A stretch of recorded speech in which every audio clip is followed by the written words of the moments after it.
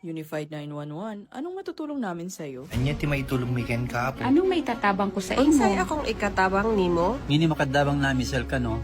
Sa anumang wika o dialekto, may tulong na darating sa iyo.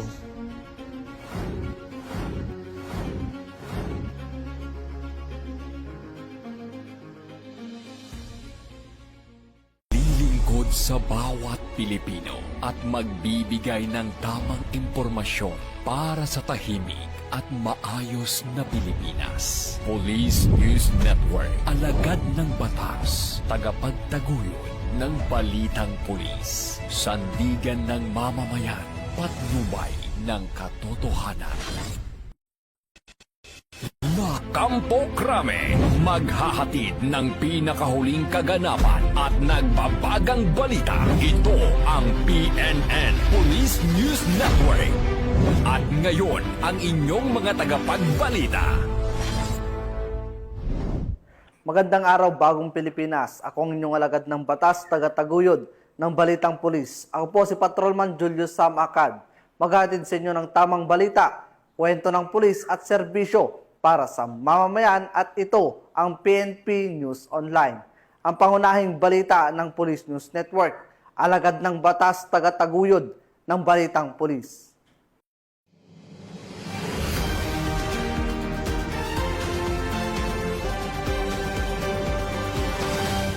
Narito ang balitang hatid ng ating PNN correspondents mula sa iba't ibang panig ng bansa. Natagpuang walang buhay ang isang Amerikanong lalaki sa loob ng kanyang tinutuluyang silid sa Abi-Abi Street, Barangay Calamba, Cebu City.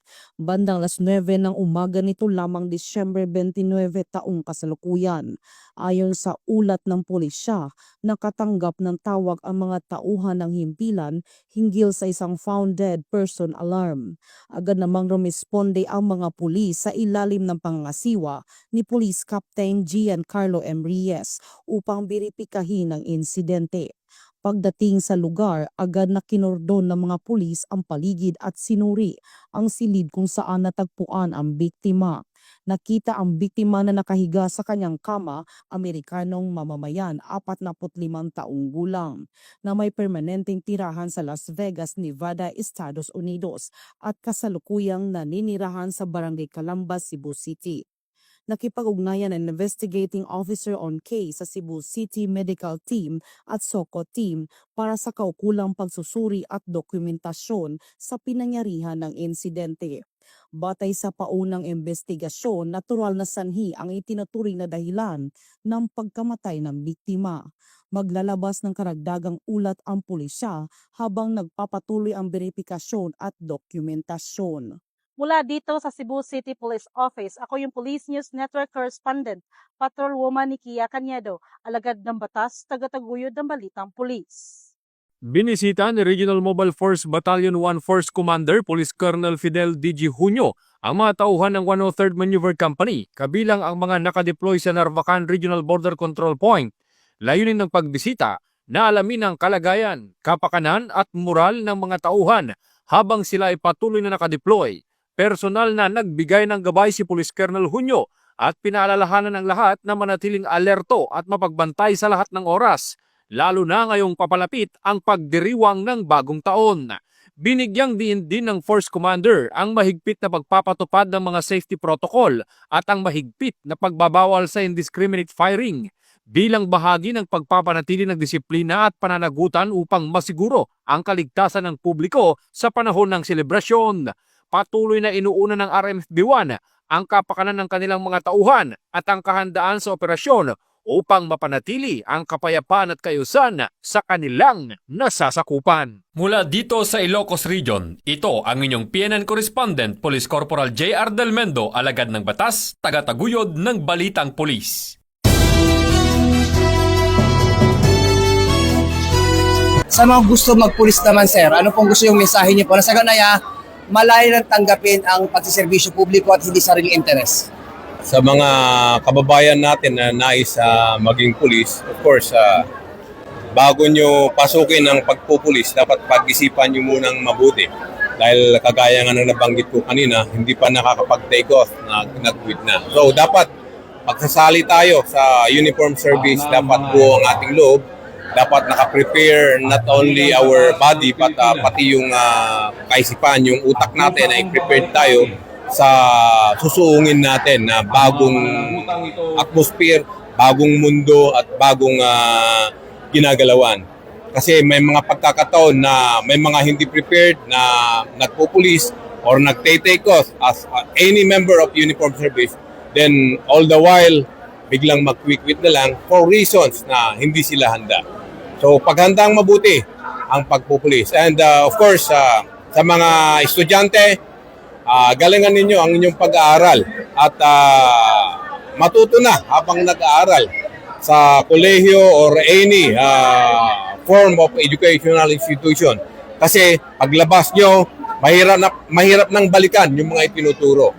Yung training, mostly ang ituturo dyan ay yung physical abilities natin at saka yung police operational procedures na andun na. So, dapat estudyante pa lang, naghahanda na tayo kung pangarap mo talagang magiging isang pulis. Sir, maraming pa rin mahal sa buhay na hindi naiintindihan yung trabahong pulis na hindi talaga nila makasama yung kanilang mahal sa buhay katulad ng holiday season. At syempre ngayon po, katulad no, marami nalulungkot, naiiyak at nalulumural. Sir, ano pong payo niyo po sa kanila? Ang payo natin sa mga mahal sa buhay ng ating mga kapulisan ay ihanda nila ang kanilang sarili na pag ikaw ay pumasok sa uniform service, kung saan may holiday, kung saan may pagtitipon at kunwari ng New Year, yung Holy Week, yung Christmas, ay doon din po mas kailangan ang inyong kapulisan sa kalsada para siguraduhin na safe, secured at mapayapa ang ating kapaligiran at ang ating komunidad. At of course, pag nasa isa puso ninyo ang mga bagay na yan ay of course matatanggap ninyo na ang inyong mga mahal sa buhay ay wala kung saan karamihan ay nagsasaya, ay nagsiselebrate sa mga holidays. Mga mensahe nyo sa ating mga kababayan na ang dapat nilang asahan sa ating mga police training, sir? Huwag silang mag-alala sa mga anak nila. Alagaan natin yun. Tuturuan natin sila na maging mabuting pulis para paglabas nila ipagmamalaki ng pambansang pulisya at ipagmamalaki ng ating kapwa Pilipino.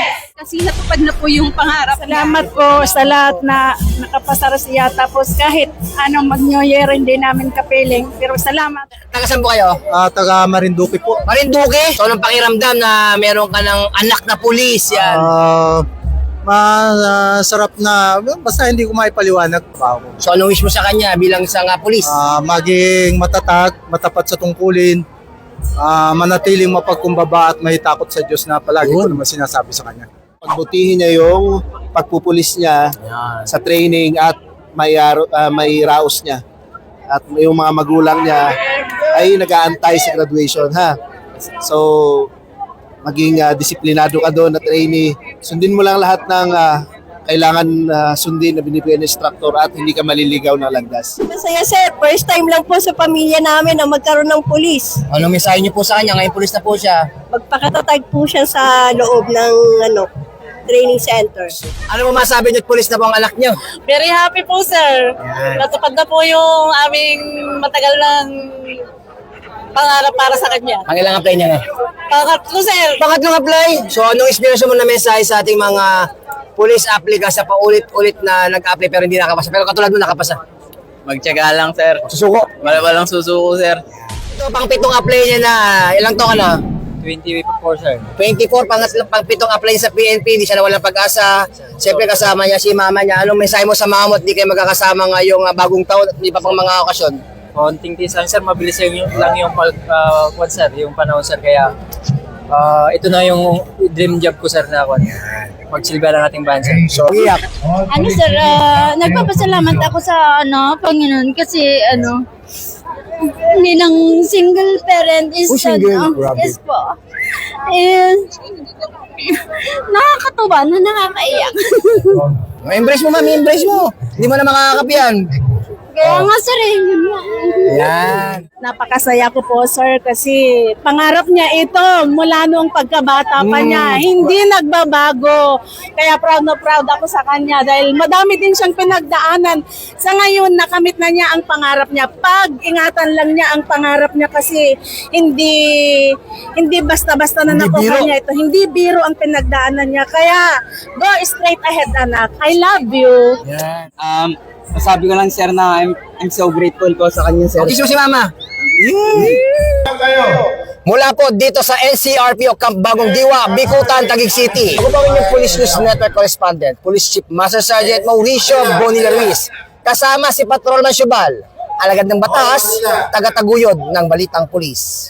Lilingkod sa bawat Pilipino at magbibigay ng tamang impormasyon para sa tahimik at maayos na Pilipinas. Police News Network, alagad ng batas, tagapagtaguyod ng Balitang Pulis, sandigan ng mamamayan, patnubay ng katotohanan. Isang malaking tagumpay ang naitala ng Philippine National Police laban sa illegal na droga matapos mabigo ang isang transaksyon ng shabu na nagkakahalaga ng milyon-milyong piso sa hilagang bahagi ng Cebu. Kasunod ng ikinasang operasyon ng kapulisan sa pamumuno ni PNP Acting Chief Police Lieutenant General Jose Melencio C. Nartates Jr. Isinagawa ang matagumpay na bypass operation bandang alas 12:06 ng tanghali noong Desyembre 28 ng taong kasalukuyan sa barangay Don Pedro, Bugo City, Cebu. Bunga nito, isang lalaki na itinuring na high-value individual ang naaresto habang isang kasama nito ang nakatakas at patuloy na hinahabol ng mga otoridad. Sa aktual na transaksyon, nakumpiska ang humigit kumulang 1,117 gramo ng hinihinalang shabu na may tinatayang halaga na 7,595,600 pesos. Nasamsam din ang buy-bust money at iba pang gamit na may kaugnayan sa illegal na gawain. Ang naarestong sospek ay kasalukuyang nasa kustodiya ng Bugo City Police Station habang ang mga non-drug evidence ay nasa pangangalaga ng SOU-7 ng PNP DEG. Ang hinihinalang shabu naman ay isinasa ilalim na sa laboratory examination ng Regional Forensic Unit 7. Ipinapakita ng operasyong ito ang pagpapatupad ng PNP Focus Agenda na layong palakasin ang kredibilidad at pananagutan ng hanay ng kapulisan. Namayani sa operasyon ang maayos na intelligence planning at mahusay na koordinasyon na nagresulta sa pagkakadakip ng isang high-profile target at pagkasamsam ng milyon-milyong halaga ng iligal na droga. Mula dito sa Central Visayas, ako inyong Police News Network Correspondent, Patrolwoman Flora May Asares, alagad ng batas, taga-taguyod ng Balitang Pulis.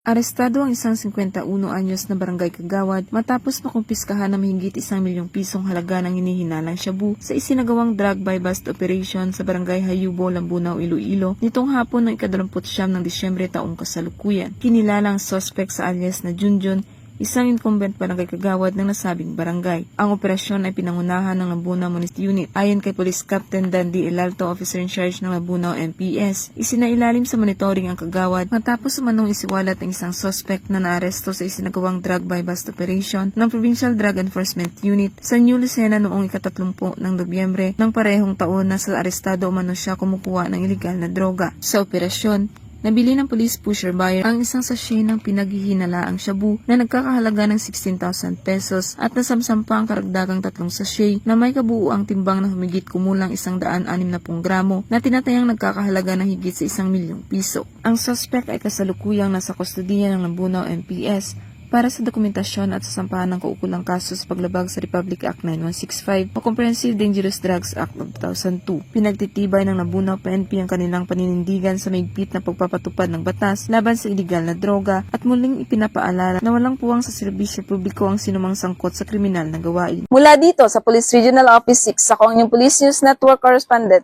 Patrolwoman Julibel Albior, alagad ng batas sa taga-taguyod ng Balitang Pulis. Nasabat na mga operatiba ng Station Drug Enforcement Unit ng Police Station 2, Cebu City Police Office ang mahigit 1 million na halaga ni Nalang Shabu mula sa 2 tulak sa isang bypass operation sa Barangay Sambag 1, Cebu City noong 29 ng Disyembre sa taong kasalukuyan bandang alas 9 ng gabi. Kinilala ni Police Major Timothy Jim Romanelius, Acting Station Commander ng sabing stasyon, ang suspect na sina Alice Inting, 33 anyos at kasamahan nito na si Alice Winston, 24 anyos. Nakumpiska mula sa mga sospek ang 8 pakete na hinalang shabu na may kabuang timbang humigit kumulang 150 na gramo at isang red pouch na gamit bilang lagayan ng illegal na droga. Tinatayang aabot sa 1,020,000 pesos ang halaga ng samsam na shabu batay sa standard drug price. Kasalukuyang nasa kustodiyang stasyon ang mga sospek habang inihanda ang kasong paglabag sa Section 511 na Article 2 ng RA 9165 o ang Comprehensive Dangerous Drugs Act of 2002. Patunay ang matagumpay ang operasyong ito sa patuloy na kampanya ng mga kapulisan laban sa illegal na droga para sa kapayapaan at kaayusan ng komunidad. Mula dito sa Cebu City, ako ay ang PNN correspondent, Patrolwoman Annalyn N. Canoog, alagad ng batas, tagataguyod ng Balitang Pulis.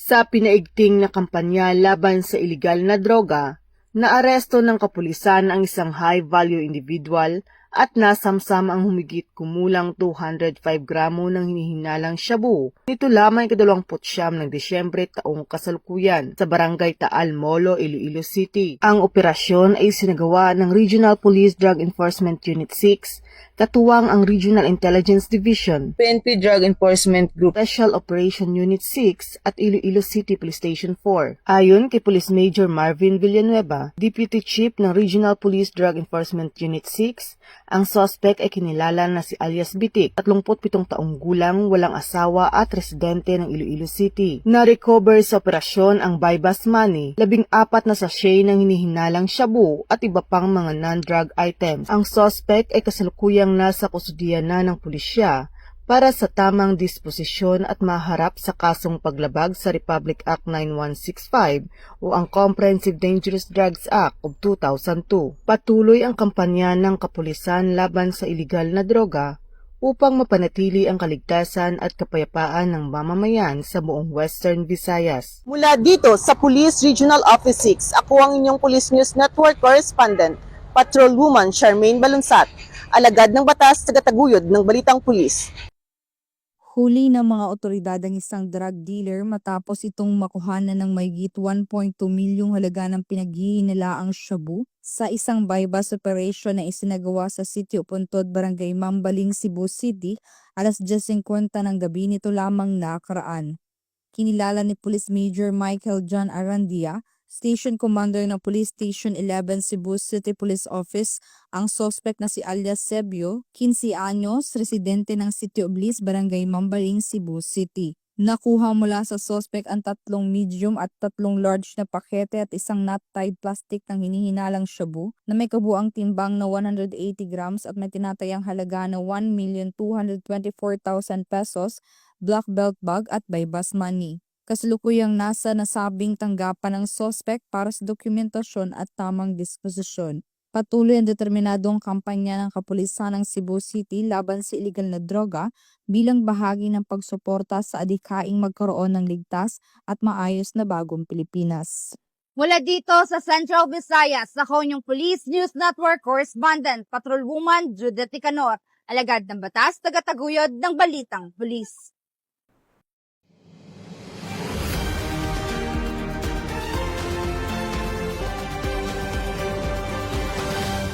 At yan ang mga nakalap ng ating PNN correspondents mula Luzon, Visayas at Mindanao sa ngalan ng pamunuan ng Philippine National Police sa pangunguna ni Acting Chief PNP Police Lieutenant General Jose Melencionar Tatis Jr. at sa pamumuno ni President Ferdinand Bongbong Marcos Jr. Kami ay maglilingkod sa bawat Pilipino at magbibigay ng tama at balansing balita. Mula rito sa tanggapan ng tagapag-ugnay ng pambansang pulisya, kami ang inyong alagad ng batas, tagataguyod ng Balitang Pulis. Ako po inyong tagapag-ugnay, Patrolman Julius Samakad. Maghatid ng tamang balita, kwento ng pulis at serbisyo para sa mamamayan at ito ang PNP News Online. At ito ang bagong PNP para sa bagong Pilipinas, serbisyong mabilis, tapat at nararamdaman.